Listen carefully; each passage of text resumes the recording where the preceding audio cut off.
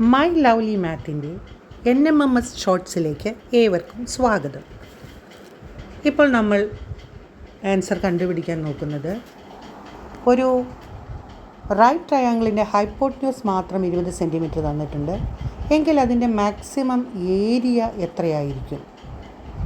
കണ്ടോ, അതാണ് ഒരു റെക്റ്റാങ്കിൾ, അതിൻ്റെ ഒരു പോർഷനാണ് റൈറ്റ് ട്രയാങ്കിൾ.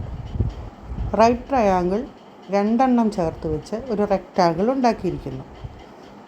20 സെൻറ്റിമീറ്റർ എന്ന് പറയുന്നത് റെക്റ്റാങ്കിളിൻ്റെ ഡയഗണലാണ്. അവർ right triangle is half of the rectangle. ഈ റെക്റ്റാങ്കിളിന് മാക്സിമം ഏരിയ വരുന്നത് സ്ക്വയർ ആകുമ്പോഴാണ്.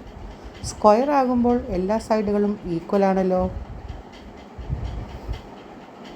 അപ്പോൾ ഒരു റെക്റ്റാങ്കിൾ മാക്സിമം ഏരിയ വരുന്നത് അത് സ്ക്വയർ ആകുമ്പോഴാണ് എന്ന് മനസ്സിലാക്കുക. ഈ ഒരു പോയിൻ്റ് ഉണ്ടെങ്കിൽ മാത്രമേ. ഇനി എന്താണ് ഒരു സ്ക്വയറിൻ്റെ ഏരിയ കാണാനുള്ള സൂത്രവാക്യം? Half D square. ഡയഗണലിൻ്റെ സ്ക്വയറിൻ്റെ ഹാഫാണ് ഒരു സ്ക്വയറിൻ്റെ ഏരിയ. ഇതൊരു പുതിയ സൂത്രവാക്യമാണ് നിങ്ങൾക്ക്. അതായത് 20 × 20 29 എഴുതിയിട്ടുണ്ട്. 20 × 20 = 400. 400ൻ്റെ പകുതി 200. 400ൻ്റെ പകുതി നമ്മുടെ ട്രയാങ്കിളിൻ്റെ പരപ്പളവ് ഇതിൻ്റെ പകുതി 100 സ്ക്വയർ സെൻറ്റിമീറ്റർ.